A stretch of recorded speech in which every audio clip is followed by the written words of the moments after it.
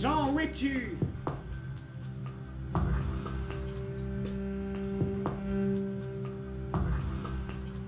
Jean?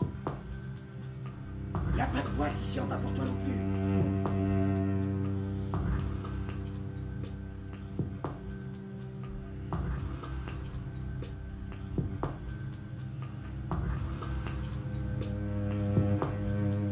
Je danse. Si l'homme humain parle, c'est parce qu'il a entendu. Bah oui. Moi le vivant. Oh, je suis terrifié par le silence de mon esprit quand j'y pense.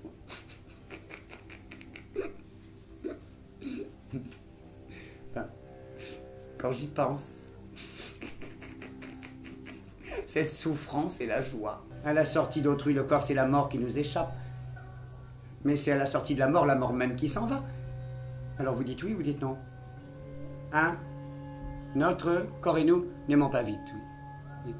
Notre corps et nous n'aimons pas pénétrer dans l'espace, mais sortir du monde qui a lieu. Mais je me suis dressé à ressusciter. Alors que je me promenais seul, comme auparavant, avec mon corps au travers de la mort. Lorsque j'entendis Dieu qui me dit « Le verbe de ce monde t'a vu et t'a fait ». Enfin, enfant d'outre-bref, qu'est-ce que Dieu?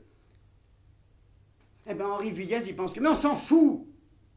Valérie Musset, on s'en fout! Luc Perrineau, alors là, on se fout éperdument de ce que peut penser Luc Perrineau. Monsieur le prêtre ardent, dites-nous. Dites-nous ce qu'est Dieu. Mais qu'en pensait Grégoire d'Auxerre, Philibert Digne? Alors là, on s'en fout. Et Alexandre Dupéreux, on s'en fout. Et vous-même, vous en pensez quoi? Et toi-même, vilain enfant outre-bref, qu'en penses-tu toi-même? Ben Dieu, dit une dame, Dieu est un verbe. Oh, enfin, madame, que dites-vous? C'est un verbe qui n'a pas besoin d'être pour exister, si vous voulez. Enfin, moi, je l'ai entendu dire, ni d'avoir été entendu pour avoir été prononcé. Oh, enfin, madame, que dites-vous? Mais il divise, il réunit, il entend, il ne dure ni ne s'étend. Oh, madame! Il est inadmissible et sale que les mots de notre langue pensés par l'un, reprononcés par l'autre, passent perpétuellement en sens semblable de l'un à l'autre. De même, il serait inadmissible et très sale de faire l'amour pendant la mort. Les mêmes mots, une fois usés, redeviendraient maîtres de ta pensée. Ce sont des germes de feu. Mais je ne peux pas trancher ça de ma pensée parce qu'elle pense seulement dans ma tête.